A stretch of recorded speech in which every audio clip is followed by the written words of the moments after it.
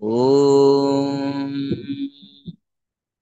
भूर्भुवः स्वः तत्सवितुर्वरेण्यं भर्गो देवस्य धीमहि धियो यो नः प्रचोदयात्। ॐ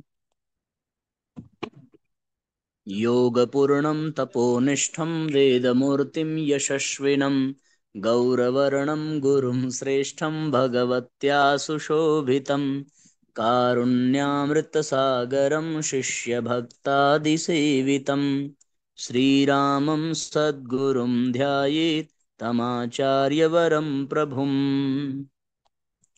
ॐ सद्गुरुचरणकमलेभ्यो नमः। वंदे भगवतीं देवीं श्रीरामं च जगद्गुरुं पादपद्मे तयोः श्रुत्वा प्रणमामि मुहुर्मुहुः। परम पूज्य गुरुदेव परम वंदनीय माता जी के दिव्य संरक्षण में विराजमान ऑनलाइन दैनिक स्वाध्याय के आज के सत्र में आप सभी आत्मीय बंधुओं का बहुत बहुत स्वागत अभिनंदन है। साथियों, आइए भावपूर्वक आज के सत्र का हम सभी शुभारंभ करें। आज का पहला अध्याय है हमारा युग निर्माण सत्संकल्प नवसृजन का शंखनाद। सभी परिजन ध्यान पूर्वक सुने और अधिक से अधिक आज के लिंक को शेयर जरूर करेंगे। हर गायत्री परिजन के लिए पूज्य गुरुदेव एवं वंदनीय माता जी से जुड़ना एक ऐसे अकल्पनीय सौभाग्य के रूप में है जिसके साकार हो पाने का अवसर लाखों करोड़ों जन्मों में कभी एक बार मिल पाता है। अनेकों जन्मों के पुण्य कर्म जब कभी एक साथ फलीभूत होते हैं, तब कहीं जाकर जीवन में वह संभावना जाग पाती है जिसे हम हमारे जीवन के सौभाग्य के सूर्योदय के रूप में गिन सकते हैं। वर्तमान समय में जब धर्म व्यापार सा बन चला है, अध्यात्म के नाम पर लोग आस्था की दुकानें खोले हुए दिखाई पड़ते हैं, पर भगवानों को भगवत्ता का मूल्यांकन भी लोग इसी आधार पर करते नजर आते हैं कि कौन कितनी मनोकामनाएं पूर्ण कर सकता है। तो कोई विशेष आश्चर्य नहीं कि गुरुओं के नाम पर भ्रमित करने वाले लोग ज्यादा दिखाई पड़ते हैं। और ऐसे विषाक्त प्रवाह के समय में, विकृत मानसिकता के दौर में, यदि कभी जीवन को तारने वाले गुरु मिल भी जाएं तो लोग उनका मूल्य समझ नहीं पाते हैं। गुरु उस आध्यात्मिक चेतना का नाम है जिसके जीवन में प्रवेश करते ही जीवन का चेतना का चिंतन, व्यक्तित्व का दृष्टिकोण का आचरण का रूपांतरण आरंभ हो जाता है। इधर उनका स्पर्श मिला नहीं कि चेतना ऊपर उठने के लिए तड़पने सी लगती है। सदगुरु वो हैं जिनसे जुड़ जाने का नाम उपासना हो जाता है, जिनके दिखाए पथ का अनुसरण साधना हो जाता है, जिनके कहे को करने का नाम ही अध्यात्म हो जाता है, जिनके लिखे को पढ़ने का नाम ही स्वाध्याय हो जाता है, और जिनके चरणों का स्पर्श ही चारों धाम की यात्रा बन जाता है। गायत्री परिजन उन सौभाग्यशालियों में से हैं जिन्हें एक ऐसी ईश्वरीय चेतना से जुड़ पाने का सौभाग्य मिला जिन्हें आज हम पूज्य गुरुदेव एवं वंदनीय माता जी के नाम से पुकार पाते हैं।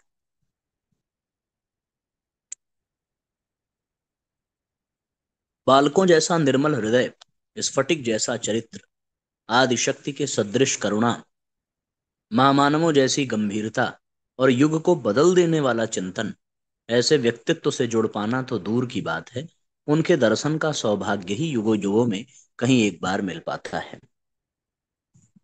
मानव के शरीर में महामानव, नर के शरीर में नारायण, इंसान के शरीर में भगवान के अवतरण की कहानियां लोग इतिहास में, पुराणों में, आख्यानों में पढ़ते हैं, पर ऐसे व्यक्तित्व को आंखों से देख पाने का सौभाग्य, कानों से सुन पाने का सौभाग्य, हाथों से स्पर्श कर पाने का सौभाग्य, उनके शिष्य, उनके अनुयायी बन पाने का सौभाग्य एवं उनके चिंतन के प्रतिनिधि बन पाने का सौभाग्य विरलों को ही मिल पाता होगा। उन महान ईश्वरीय चेतना का जीवन संदेश उस बदलते समय की आहटों को सुनाना था जिसे हम युग परिवर्तन कहकर पुकारते हैं, और उस युग निर्माण के वृक्ष का बीज सत्संकल्प ही है। आने वाले समय का, सतयुग की वापसी का गायत्री परिवार की सारी विचारणाओं, योजनाओं, गतिविधियों एवं कार्यक्रमों का घोषणा पत्र 21वीं सदी का नवयुग का संविधान एक ही है, जिसे पूज्य गुरुदेव ने हमारा युग निर्माण सत्संकल्प कहकर पुकारा। इसके 18 सूत्रों में उन्होंने 18 महापुराणों की भांति कल के समाज की झलक दिखला दी है। इस सत्संकल्प को इसी भांति सोचने विचारने की आवश्यकता है कि जब भावनाओं की गहराई से हम इन सूत्रों को आत्मसात करेंगे तो स्वतः ही वह युग परिवर्तन घटित होने लगेगा, जिसका सूक्ष्म स्वरूप यह सत्संकल्प है। इच्छा जब विश्वास में बदलती है तब संकल्प कहलाती है। संकल्प का अर्थ ये है कि मात्र इसे करना ही जरूरी नहीं है, वरन यह टूट न जाए, यह सुनिश्चित करना भी उतना ही आवश्यक है। इसीलिए पूज्य गुरुदेव ने सत्संकल्प को अपने आप से शुरू किया। दूसरों को कुछ करने के लिए कहने का सबसे अच्छा तरीका यह है कि हम वैसा ही करने लग जाएं। यही कारण है कि पूज्य गुरुदेव कृत सत्संकल्प का प्रारंभ होता है आस्तिकता से, विश्वास से। आत्मविश्वास और ईश्वर विश्वास एक ही सत्य के दो पहलू हैं।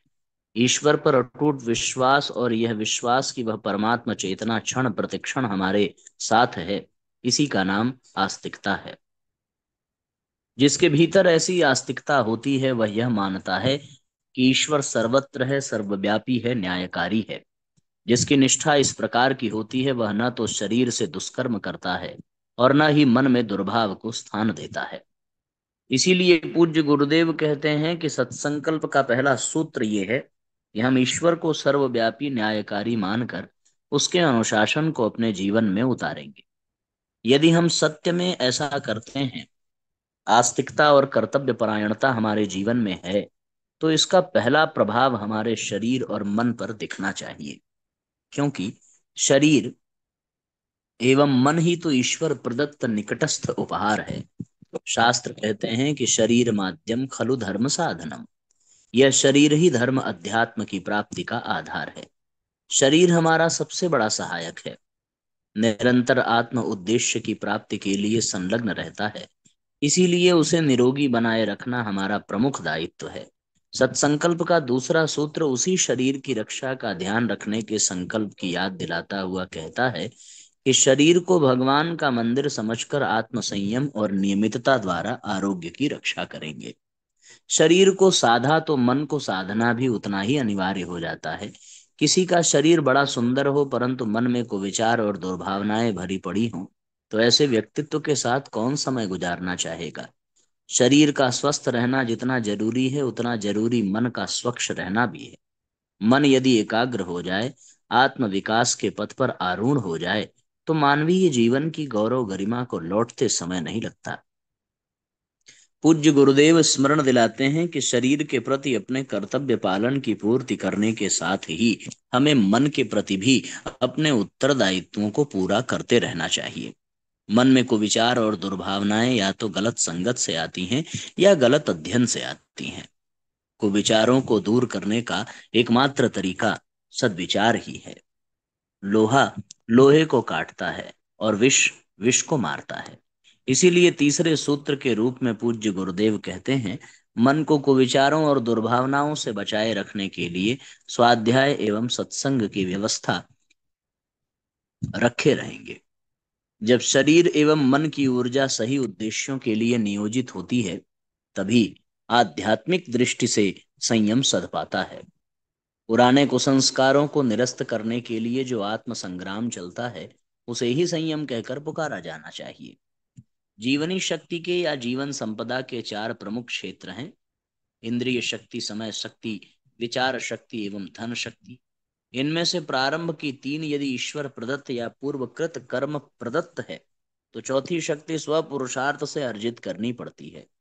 पूज्य गुरुदेव ने इंगित किया कि जो इन शक्तियों को दैवी विभूतियां मानते हुए इनके सुनियोजन की व्यवस्था करता है, वह अभावों के होते हुए भी सबसे बड़ा धनवान के रूप में जीवन जीता है। यही कारण है कि पूज्य गुरुदेव ने हमारे युग निर्माण सत्संकल्प के चौथे सूत्र के रूप में लिखा कि इंद्रिय संयम, अर्थ संयम, समय संयम और विचार संयम का सतत अभ्यास करेंगे।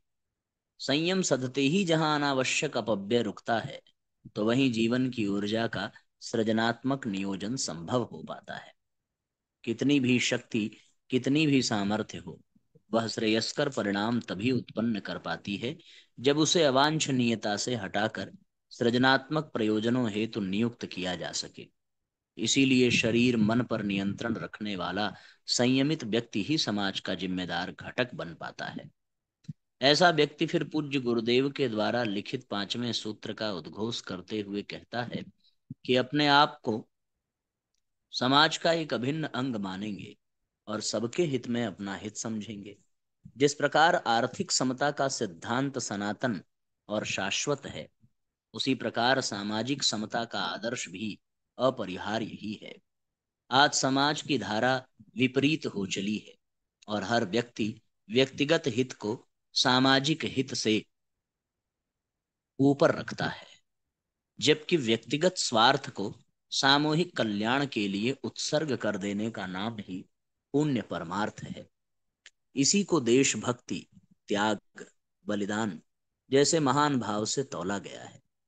सत्संकल्प के 5वें सूत्र का अनुपालन करने से व्यक्ति महान बनता है, लोकहित की भूमिका का संपादन करता है और देश समाज का नाम ऊंचा करता है।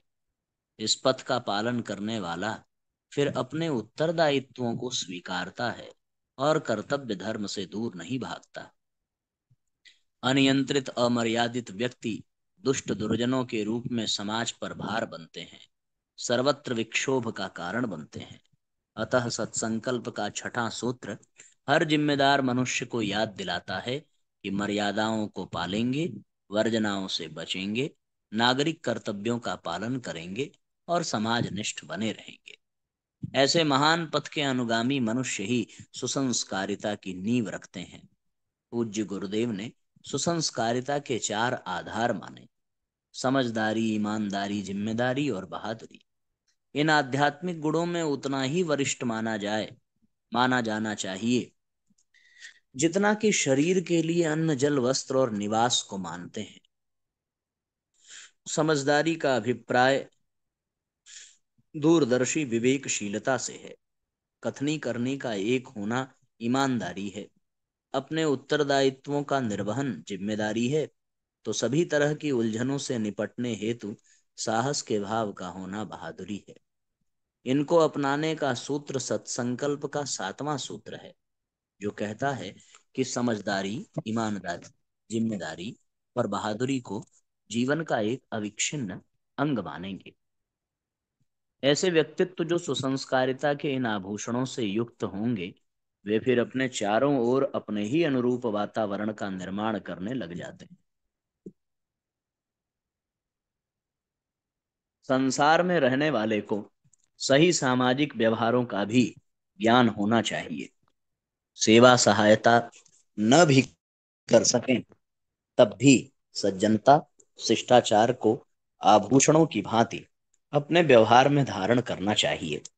ऐसे गुणों को अपनाने का संकेत सत्संकल्प का 8वां सूत्र देता है और कहता है, चारों ओर मधुरता, स्वच्छता, सादगी और सज्जनता का वातावरण उत्पन्न करेंगे। इसके उपरांत पूज्य गुरुदेव एक अत्यंत क्रांतिकारी सूत्र को लिखते हैं। आज के समाज में सफलता ही मूल्यवान हो गई है, चाहे वह अनीति पूर्वक ही क्यों न प्राप्त की जाए। लोग सफलता की प्रशंसा करते समय में ये भूल जाते हैं कि कहीं वो सफलता बेईमानी से, धोखेबाजी से, अनीति से, अन्याय से तो प्राप्त नहीं की गई है। सफलता न मिले न सही, पर यदि अनीति का पालन किया जाए तो ऐसी सफलता को त्याग देना ही उचित है। शिवाजी, राणा प्रताप, हरिश्चंद्र, गुरु गोविंद सिंह, बंदा बैरागी, रानी लक्ष्मीबाई को सफलता नहीं भी मिली तो क्या, उनके नीति पर चलते हुए दिए गए बलिदान आज भी प्रेरणा गाथाओं के रूप में लोगों के हृदय में अंकित हैं। अतः पूज्य गुरुदेव सत्संकल्प के 9वें सूत्र के रूप में कहते हैं कि अनीति से प्राप्त सफलता की अपेक्षा नीति पर चलते हुए असफलता को शिरोधार्य करेंगे। लोक श्रद्धा के अधिकारी संत, सुधारक और शहीद ही बनते हैं। इन सब के जीवन सत्य और न्याय के लिए उत्सर्ग होते आए हैं। नीति के पथ पर चलने वाले ही मानवीय उच्च मूल्यों का निर्वहन कर पाते हैं, और वे ही अपने कर्तृत्व से श्रेष्ठता की कसौटी को निर्धारित कर पाते हैं। मनुष्य की विभूतियां, योग्यताएं सुपात्रों के हाथों में पड़कर महानता की गाथा लिख जाती हैं, तो वहीं कुपात्रों के हाथों में वे भर्त्सना का कारण बनती हैं।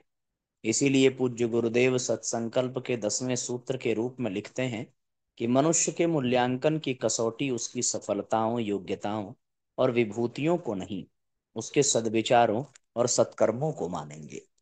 यह सदा स्मरण रखने योग्य बात है कि जब तक समाज मनुष्य के मूल्यांकन की कसौटी को नहीं बदलेगा, तब तक अस्थायी परिवर्तन संभव न हो सकेगा। बेईमानी से करोड़पति बने व्यक्ति को भी हमें तिरस्कार की दृष्टि से देखना चाहिए, और एक असफल एवं निर्धन व्यक्ति को जिसने सत्कर्मों को अपनाया, उसे हमें श्रद्धा सम्मान की दृष्टि से देखना चाहिए। तभी अस्थायी परिवर्तन संभव है। साथ ही यह भी ध्यान रखना चाहिए कि यदि हम चाहते हैं कि समाज में सुमधुर वातावरण विकसित हो, तो हमें ऐसा वातावरण स्वयं बनाने का उदाहरण प्रस्तुत करना चाहिए। अपने साथ हम दूसरों से जिस सज्जनतापूर्ण व्यवहार की अपेक्षा करते हैं, वैसा ही हमें दूसरों के साथ भी करना चाहिए। ये ही सत्संकल्प का 11वां सूत्र है। दूसरों के साथ वह व्यवहार नहीं करेंगे जो हमें अपने लिए पसंद नहीं। ऐसा व्यवहार ही सही अर्थों में उन्नति और प्रसन्नता का कारण बनता है। इसी क्रम में नर नारी का परस्पर पवित्र दृष्टिकोण रखना एक अनिवार्य सामाजिक अनुबंध हो जाता है। युग निर्माण सत्संकल्प में आत्मवत् सर्वभूतेषु मातृवत् परदारेषु और परद्रव्येषु लोष्ठवत् का भाव सन्निहित है, और सही अर्थों में इसी आधार पर नवयुग का सृजन संभव है। इसीलिए सत्संकल्प का 12वां सूत्र घोषणा करता है कि नर नारी परस्पर पवित्र दृष्टि रखेंगे। सामाजिक समानता, पवित्रता, सहृदयता को सुनिश्चित करने के उपरांत पूज्य गुरुदेव ऐसे व्यक्ति की जीवन शैली की ओर इशारा करते हैं कि नवयुग के अग्रदूत सत्प्रवृत्तियों के पुण्य प्रसार के लिए प्रयत्न करेंगे। बुराइयां संसार में इसीलिए फल फूल पाती हैं क्योंकि उनका आचरण करने वाले, बुराइयां फैलाने वाले लोग बहुतायत में उपलब्ध हैं। सत्प्रवृत्तियों के पुण्य प्रसार के लिए हर सज्जन व्यक्ति को प्रयत्न करना चाहिए, और यह मात्र समय, प्रभाव, ज्ञान, पुरुषार्थ और धन को परमार्थ हेतु नियोजित करने से ही संभव है। इसीलिए पूज्य गुरुदेव सत्संकल्प के 13वें सूत्र के रूप में लिखते हैं कि संसार में सत्प्रवृत्तियों के पुण्य प्रसार के लिए अपने समय, प्रभाव, ज्ञान, पुरुषार्थ एवं धन का एक अंश नियमित रूप से लगाते रहेंगे। सत्प्रवृत्तियों के संवर्धन के लिए प्रयास हर व्यक्ति को करना चाहिए। ऐसा करने हेतु व्यक्ति को अंधानुकरण की दुष्प्रवृत्ति को त्यागना अनिवार्य हो जाता है। समाज में अनेकों दुष्प्रवृत्तियां व्याप्त हैं, पर ये कुरीतियां, संकीर्णताएं तभी अपना ठिकाना बदलेंगी जब विवेकशील मनुष्य इनका संगठित प्रतिरोध करने की सामर्थ्य विकसित करेंगे, और पूरे साहस के साथ पूज्य गुरुदेव कृत 14वें सूत्र की उद्घोषणा करते हुए कहेंगे कि परंपराओं की तुलना में विवेक को महत्व देंगे। युग निर्माण का आधार ही मनुष्य का भावनात्मक नव निर्माण है। जैसे जैसे हमारी विचारधारा प्रबुद्ध होगी, विवेकशीलता जागृत होगी, वैसे वैसे छूटने योग्य पीछे छूट जाएगा, और अपनाने योग्य स्वतः हमारे जीवन क्रम का अंग बनता चला जाएगा। ऐसे समाज की नींव रखने हेतु अन्य ऐसे व्यक्तियों को साथ जोड़ना भी एक अनिवार्य कार्य है। जैसे जैसे युग परिवर्तन का कार्य तीव्र होता चलेगा, वैसे वैसे इस बात की आवश्यकता पड़ेगी कि व्यक्तिगत, सामाजिक और राजनीतिक क्षेत्र में संव्याप्त अगणित दुष्प्रवृत्तियों के विरुद्ध व्यापक परिमाण में संघर्ष आरंभ किया जाए। इसके लिए ऐसे व्यक्तियों को साथ लेना आवश्यक होगा जो इस धर्म युद्ध में अपनी भूमिका निभा सकें। उनको संबोधित करते हुए पूज्य गुरुदेव अपना 15वां सूत्र देते हैं कि सज्जनों को संगठित करने, अनीति से लोहा लेने और नवसृजन की गतिविधियों में पूरी रुचि लेंगे। सज्जन संगठित होंगे तो यह अनुभव कर सकेंगे कि वर्तमान समय के दो बड़े संकट बिखराव और विषमता के हैं। इनको मात्र एकता और समता की प्रतिष्ठा द्वारा ही निरस्त किया जा सकता है। नवयुग में एकता और समता के सिद्धांत हर व्यक्ति को चाहे अनचाहे अपनाने ही पड़ेंगे। शासन, समाज, प्रवाह, प्रचलन, ये सभी इसी के अनुरूप अपनी दिशा बदलने को विवश होंगे। इसीलिए पूज्य गुरुदेव सत्संकल्प के 16वें सूत्र के रूप में लिखते हैं कि राष्ट्रीय एकता और समता के प्रति निष्ठावान रहेंगे। जाति, लिंग, भाषा, प्रांत, संप्रदाय आदि के कारण परस्पर कोई भेदभाव न बरतेंगे। आने वाले विश्व समाज का एक ही धर्म मानव धर्म होगा।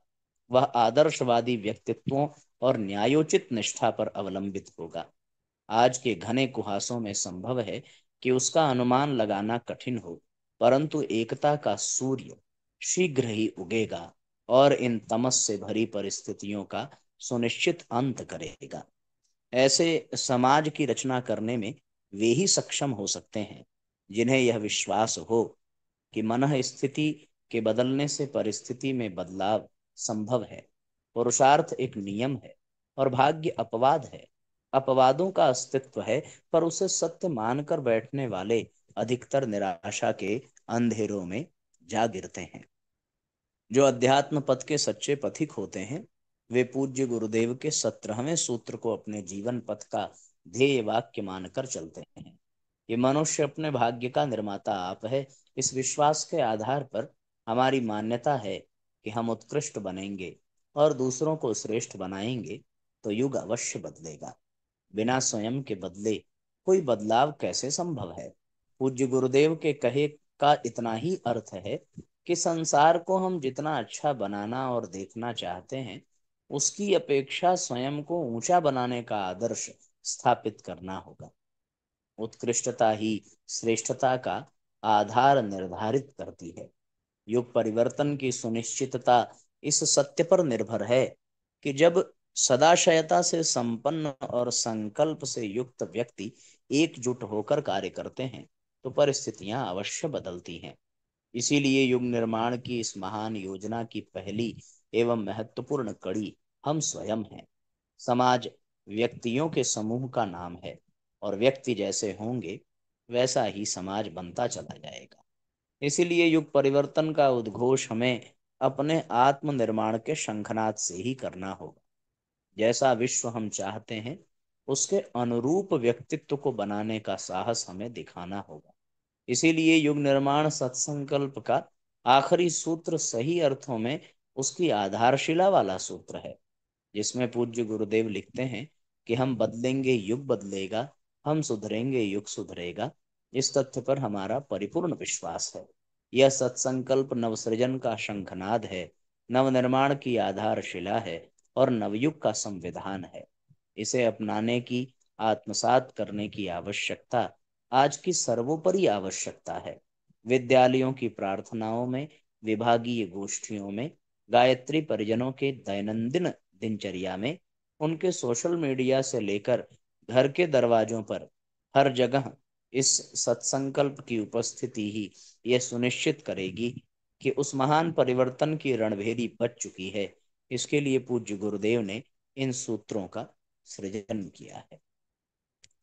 साथियों, ये 18 सत्संकल्प सूत्र गीता के 18 अध्याय हैं, भागवत के 18,000 श्लोकों का सार है।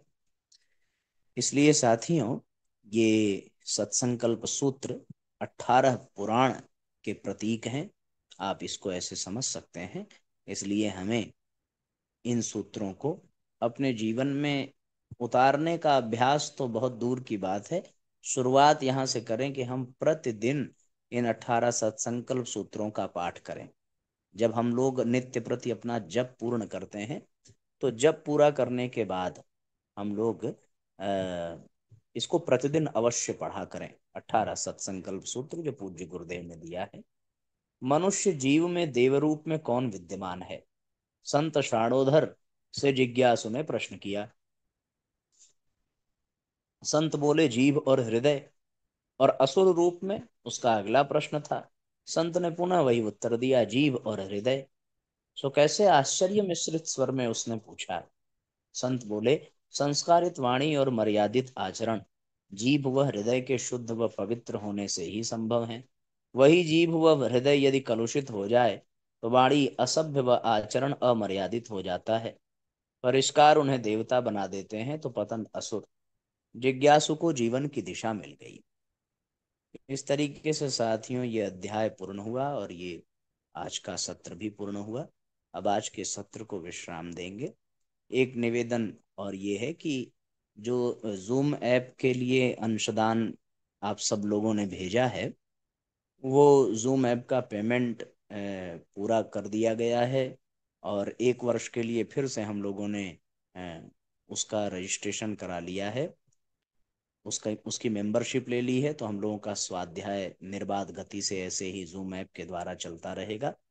तो उसकी धनराशि पूर्ण हो चुकी है। अतः जिन परिजनों ने अभी तक नहीं भेजा है वो बिल्कुल परेशान नहीं हो, क्योंकि अन्य परिजनों ने अपने अपने अनुसार सहयोग किया तो उसकी राशि पूरी हो गई, उसका पेमेंट भी हो गया। तो जो लोग नहीं भेज पाए हैं वो लोग फिर भविष्य में कभी किसी गुरु कार्य में आवश्यकता हो तो उसमें वो अपना सहयोग देंगे। ये सूचना आप सब लोगों को देनी थी। साथ ही यह भी सूचना है कि 7 अगस्त को शाम 3 बजे हम सब लोग ऑनलाइन सामूहिक रुद्राभिषेक का कार्यक्रम संपन्न करेंगे, जिसके लिए आपको पिछले 2 दिनों से सूचना दी जा रही है। आप सब लोग ग्रुप में अपना नाम लिख करके बता दें जिनको भी सामूहिक रुद्राभिषेक संपन्न करना हो। सबको बहुत बहुत धन्यवाद। सबका मंगल हो साथियों। गायत्री मंत्र साथ साथ। ओम भूर्भुवः स्वः तत्सवितुर्वरेण्यं भर्गो देवस्य धीमहि धियो यो नः प्रचोदयात्। सभी आत्मीय बंधुओं को बहुत बहुत प्रणाम। सबका मंगल हो। जय राम जी की शुभ रात्रि।